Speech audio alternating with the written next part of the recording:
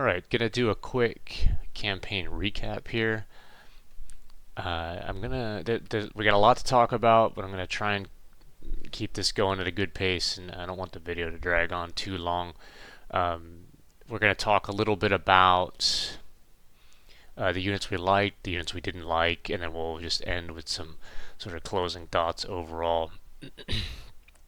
So to start, we ended with a win-loss record of 27 wins and 8 losses. It took us 35 days to complete the campaign, which is the longest I've ever spent on a Conquest Enhanced campaign. I had mentioned in the setup video way back on episode 1 that I always play on large campaign size, and generally that ends in the 25 to 30 day range.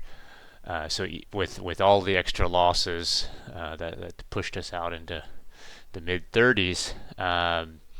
So of those 8 losses, one of them was on purpose. We retreated from the day 28 defense before it actually occurred because we didn't have any resources. And then the day 16 defense, I mistakenly retreated from. So we did not get to do either of those two. So 2 of those losses are from those, and then we lost the additional 6 times on attack, which is crazy considering that I mean before this new update, I almost always 95% of my losses were on defense, and now we're losing the majority, or our losses, all of our losses in combat this time were on attack, and that's mostly due to the change in the way that the attack timer works, which we'll get to later. But yeah, I had a blast doing this campaign outside of maybe the middle 20-ish day stretch where we were losing we kept getting challenge maps, and it was, oh man, it became just a slog. It was tough to continue, but when we were able to break through that, it felt like we got some good momentum, and then we were able to see it over the line. And yeah, this is also the first time that we played against the U.S., which was interesting. I have played against the U.S. before on Test Branch, and I've played against the U.S. here and there, just early game, and they pose a very different challenge than playing against either Germany or against the Soviets, which I think is neat. It's a varied experience from the other two, and it poses a different set of challenges, which I think is awesome. It keeps the game unique and keeps the campaigns kind of varied. So let's jump into the unit discussion. Let's see. So we'll do units that I liked first. I'm just going to open the tech tree up, and we'll go. We'll start with the Panther. The Panther it's the cover photo for these campaign videos, and it was a unit that I thought was excellent. It really did live up to the billing. A couple of key pros for this. It's very mobile. As far as a late game unit goes, it's probably the most mobile medium tank. I think maybe you could make an argument that the T-34-85 is better, but it's definitely faster than the Sherman, and it's faster than every other heavy tank, and that mobility is very key. But with that mobility, we still retain some decent protection. The front armor is good, so it can bounce shots from 76 mil. It can bounce shots from pretty much every US AT gun that's not the 90 millimeter from the front, which is good. Its side armor is weak, but we have to have some trade-offs. So overall, it's an excellent platform for a tank. And then the other thing that's really beneficial for it is the main gun, the 7.5 centimeter KWK-40, I think is what it's called. Let's look at it. Oh, I forgot I lost it in the last attack. Let's find it here. Sorry.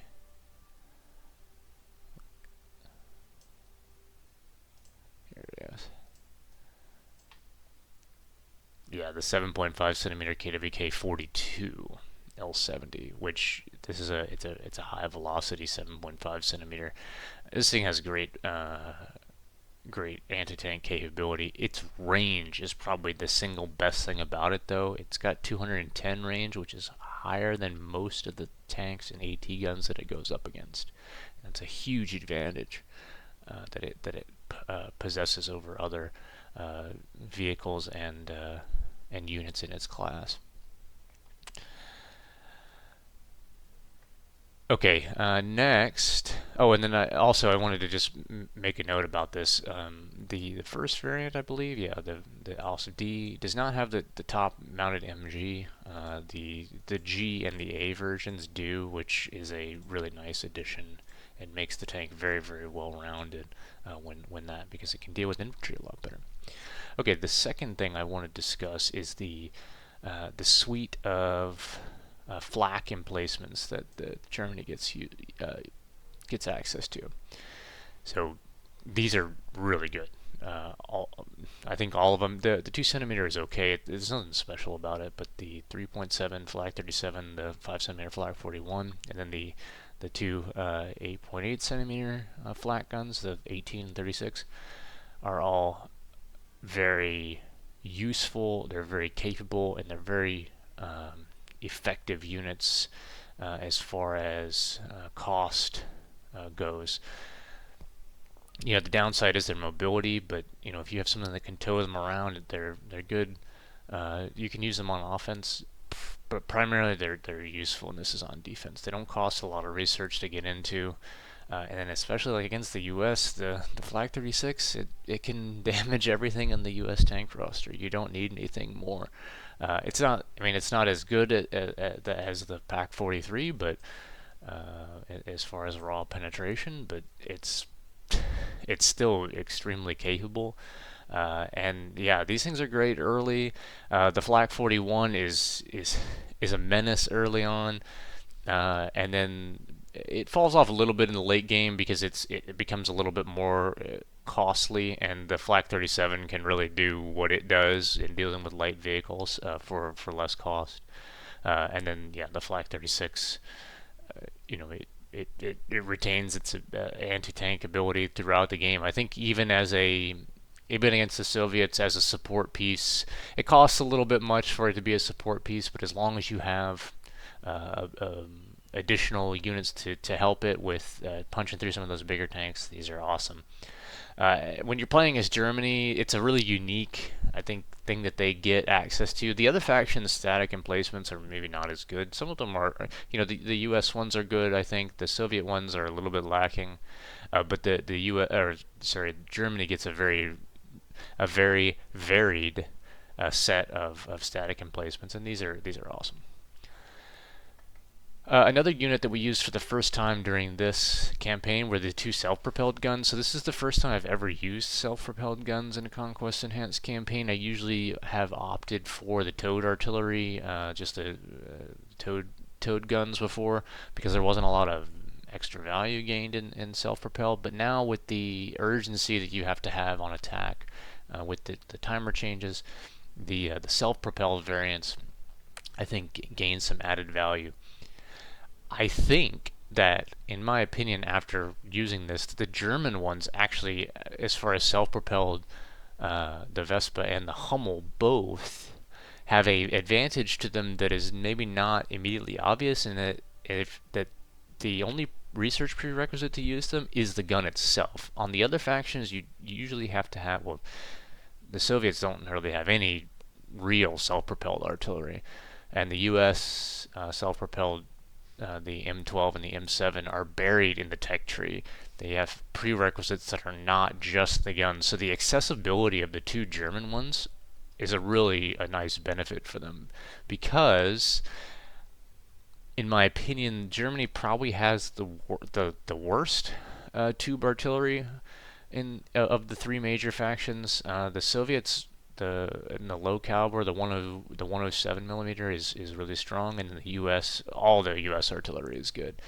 So Germany is probably the weakest. I would say it maybe not the weakest, maybe tied second with Soviets, but the accessibility of these self-propelled guns gives them a little bit of an edge that is not present with the other ones. So that was neat. I really enjoyed using them. I thought the Hummel was awesome when we got it. The Vespa is good, but it did fall off a little bit later in the game when we needed some bigger punch. But yeah, I was really impressed with the Hummel. Kind of wish we'd gotten it earlier. And then the last one in the units that I liked was the 251 drilling half track, which is right here. It's the in the SdKfz 251 research tree line. It costs 12 CP, and it's probably the best. I think it's probably the best use of your CP when you want to bring an anti-air piece. Let me explain why. The Wirbelwind is 25 command points, and the 251 is only 12. So it's cheaper both in manpower cost and in CP, which is honestly for an AA piece, that's what you want. You're not gonna you're gonna use this as against infantry, but you're primarily bringing it for anti-air. It's got a little bit better mobility. It's not as good as like the M12 Quad 50 half track that the US has, but it's still really useful, and I think is probably the best unit for Germany for anti-air. The only issue is that it's sort of tucked in this research tree that you maybe not otherwise would go down. It's kind of a dead end down here, but I think somebody could make an argument to me that these 251 these late game 251 half tracks are good, and I would probably believe you because this one has a pack 40 on it. This one has the triple 15 millimeter, and this one has the 2 centimeter gun that the PZ2L has, which I would hear an argument that these are actually worth going for earlier than we did in the campaign here. I didn't pick this up until much later, probably. I'd have to go back and look. I don't know offhand, but it was definitely in the late war that we picked it up. So it's just it's whether or not you want to invest early in that. Let's move to the units I didn't like. There wasn't really anything that I particularly did not like that we used rather. There was nothing I was like, this sucks. I can't believe I went for it. I will though start with the Wirbelwind, which is the other end of the discussion we just had about the 251 half track. The Wirbelwind is okay for 25 command points. It's really hard to swallow that when you're at Colin Stage 3 or Colin Stage 4 to commit that much of your army size to an anti-air piece is tough for sure. The benefit, though, of the Wirbelwind or the Ostwind, I guess this applies to both. I've never actually used the Ostwind. I always pick the Wirbelwind because I think it's better against planes. But anyway, you get it just by driving by the PZ4s. I mean, you don't have to have any extra research to this, so it is sort of the trade-off that you get. You have to invest specifically to get the 251 drilling half track, but you don't really have to invest in to get the Wirbelwind because you're going to be driving by here. You're going to be picking up the PZ4s every time playing Germany. They're too good. These late tanks. I don't know how you would play Germany without going down this tree. So unless you were doing something goofy, but yeah, that's sort of the trade-off. So it's not necessarily bad, but it's not the. If you have other options, I think there are better options, and especially compared to the other factions. It's the anti-air capabilities. Okay, then the other items that I didn't really care much for that we did actually try out were the medium artillery barrage and the 180 millimeter heavy artillery barrage. And there's two reasons for this. I didn't think the medium had enough punch for how much it costs in Collinstar. And then I thought the 180 millimeter barrage was a little bit mediocre because it really just drops one big bomb, which can be good if it hits what you need, but oftentimes the effect radius is not large enough to justify the cost. I thought that the heavy artillery barrage, it covers a wider area, so it can destroy more stuff, and it sort of loiters for longer, which is neat. So I thought this was a better, and it's cheaper. It's cheaper than the 180 millimeter in terms of off-map stars, which I think this is just a overall it's a better artillery call-in. And then the same sort of with the medium versus the medium mortar. I don't think you would ever. I mean, you could. There are certainly instances where you could find that niche, but they're so few and far between that I'm going to carry medium mortar barrages and I'm going to carry heavy arty barrages. I don't really want to spend my points on the medium, and I'd rather spend it on those two and then the off map airstrikes and recon plane. Okay, and then another unit that is not actually a German unit, but I was a little bit disappointed in the Pershing playing against it. I felt like we could deal with it. It didn't pose a huge threat even when it first came on the field. The armor is pretty good, but it still can't stand up to the later game German tanks. And I really speak as from the perspective of playing the U.S. and knowing how much research it costs to go and get the Pershing and then later the Super Pershing. It you're going to be going up against King Tigers and you're going to be going up against Yag Panthers and Yag Tiger, with guns that just can dispatch it really easily. But I have never actually used it firsthand, so I probably shouldn't dog on it too much until I use it myself. The AI is kind of dumb with how they deploy their units, so I don't want to write it off too much. But it wasn't particularly impactful. It didn't strike a lot of fear into me when we saw one pull up. Okay, so I just want to do a few closing thoughts and we'll wrap this up. This was the first campaign rather that we did with the what I call the June 2024 Conquest Enhanced update. I did another video on that in my Conquest Enhanced tutorial series just to recap the changes in the patch notes. So that included the new attack timer, notably the new attack timer, the addition of the static emplacements, the changes to the medium and large defenses, so what comes in the crates, and then the change to the mine engineers and the engineer truck and the overall availability of anti-tank and anti-personnel mines. This was also the first one that we played with actually it was in the middle of the campaign that the base game update came in that added the new late war infantry to the Conquest roster. So previously, as I understand it, these units were in the multiplayer skirmish modes, and I'm talking about all of these late war units over here. And then also, this was the first campaign that I did from start to finish with the challenge maps, on which they were a challenge for sure. The challenge maps they're pretty tough. They definitely live up to the name, especially in the late game. I thought they were really difficult. They're pretty difficult at all stages, really. And coupled with the new attack timer, it's really difficult, really tough to bust through sometimes. You need definitely a different strategy, and I'm not convinced that I ever really solved it, quote unquote. I don't think that there was I don't think I ever played it particularly optimally. I think there's definitely ways that you can play it that's better, probably with using a little bit more. There's probably a good argument to be made that I should have gone for some of the assault guns, like the Sturm Panzer or something like that, like this unit here, which otherwise doesn't usually see a lot of use. But those were difficult. The defense ones aren't as bad, but the attack ones, and it felt like we drew a ton of attack ones. I don't know. I feel like we only had one or two on defense, but we had a bunch of attack ones. And yeah, they're a great addition. They add a lot of variety.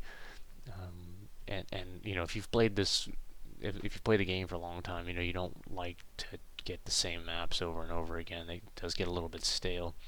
So I think that's a neat addition. I'm undecided whether we'll play with it every time or not. But yeah.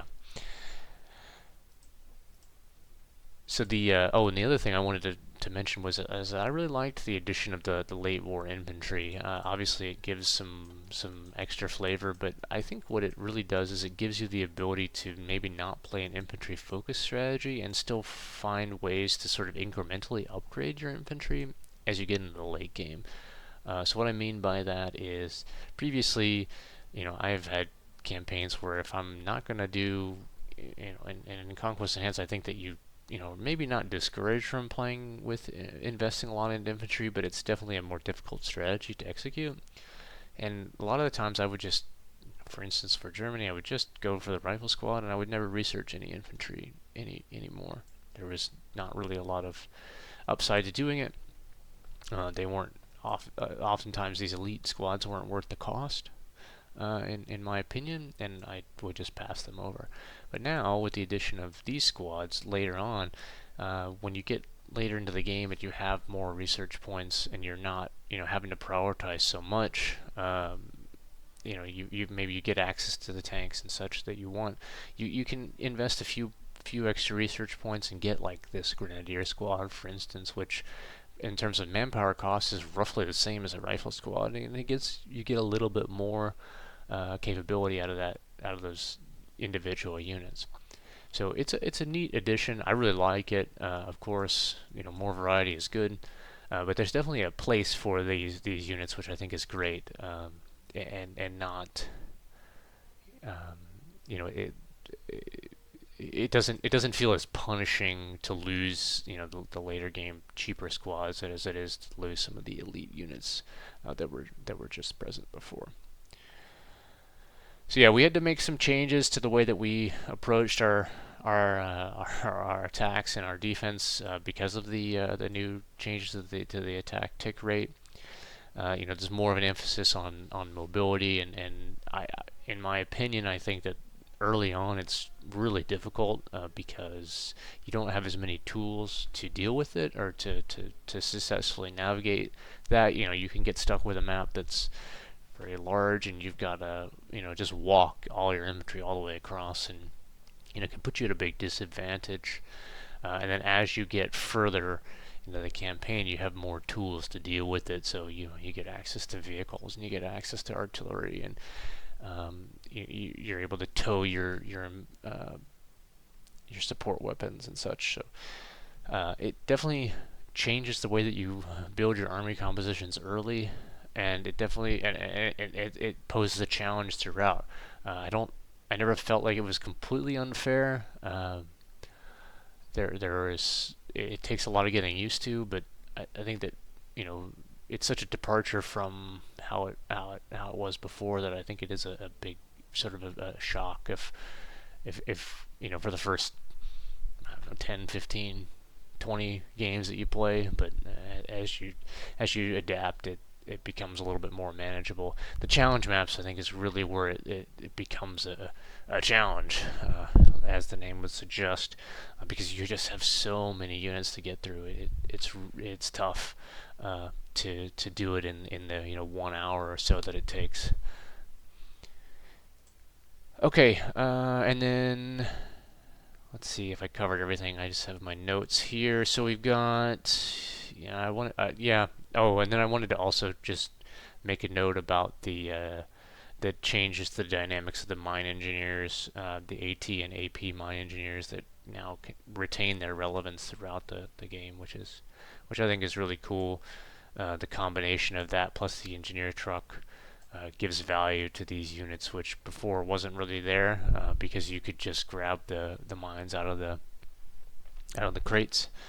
And I think this is a little bit more of a fair system, because AT mines especially are really strong, and they were probably too good that you got it all, so many of them for free.